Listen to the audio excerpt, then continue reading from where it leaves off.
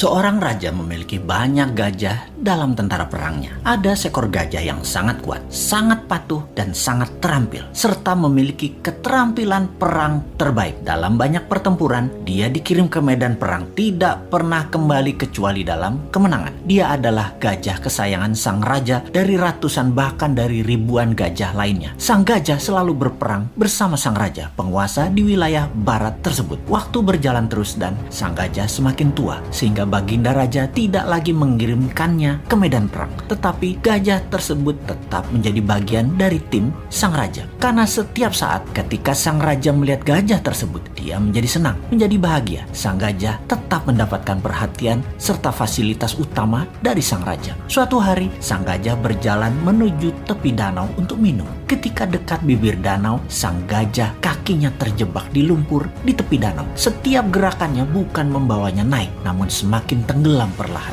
Dia terus berusaha, namun dia tetap tidak bisa mengangkat kakinya dari lumpur. Beberapa orang melihat usaha sang gajah dan tahu bahwa gajah tersebut dalam masalah besar dari nada suara teriakan belalainya. Dan berita ini pun tersebar cepat sampai akhirnya ke telinga sang raja. Semua orang panik karena tahu gajah ini kesayangan raja. Raja pun bergegas ke lokasi. Melihat gajah tadi terus tenggelam perlahan tanpa daya, sang raja memerintahkan semua orang di sekitar membantu mengangkat gajah tersebut. Mereka menggunakan berbagai cara untuk mengangkat gajah tersebut, namun tetap tidak bisa terangkat.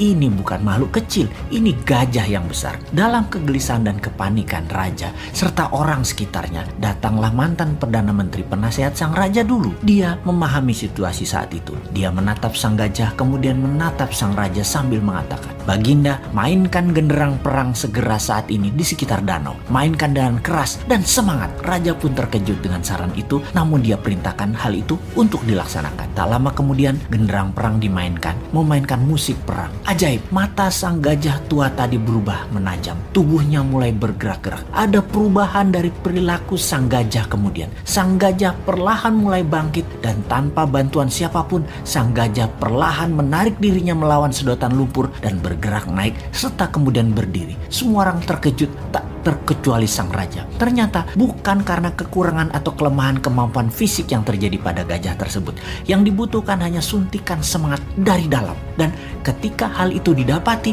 semuanya terselesaikan masalah apapun yang dihadapi. Untuk mempertahankan semangat dalam diri, sangatlah perlu sahabat semua mempertahankan tujuan hidup ke depannya di dalam pikiran bawah sadar kita. Dan jangan pernah ada rasa kalah atau menyerah dalam diri kita. Sahabat, mengapa saya menceritakan hal ini? Di saat pandemi saat ini, di waktu yang berat seperti saat ini, di saat ketidakpastian menghadang di depan, kita semua harus terus menyuntikkan semangat di dalam diri serta orang-orang di sekeliling kita. Pastikan kita semua punya visi dan misi yang jelas, purpose of life, dan semangat yang besar tadi. Pastikan ada genderang perang selalu menyala dalam diri Anda. Kita harus terus bersemangat untuk selalu sehat, makan makanan yang bergizi, selalu bersama orang yang membawa diri kita ke atas, penuh cinta dan penuh tawa. Pastikan kita berhenti menyalahkan keadaan seperti ini. Juga pastikan masalah yang terjadi saat ini yang memperlakukan kita negatif seperti saat ini tidak perlu ditakuti. Banyak hal indah dan besar terjadi di sekeliling kita. Ada solusi atas apapun masalah yang terjadi saat ini. New Mind salah satu solusinya. Dan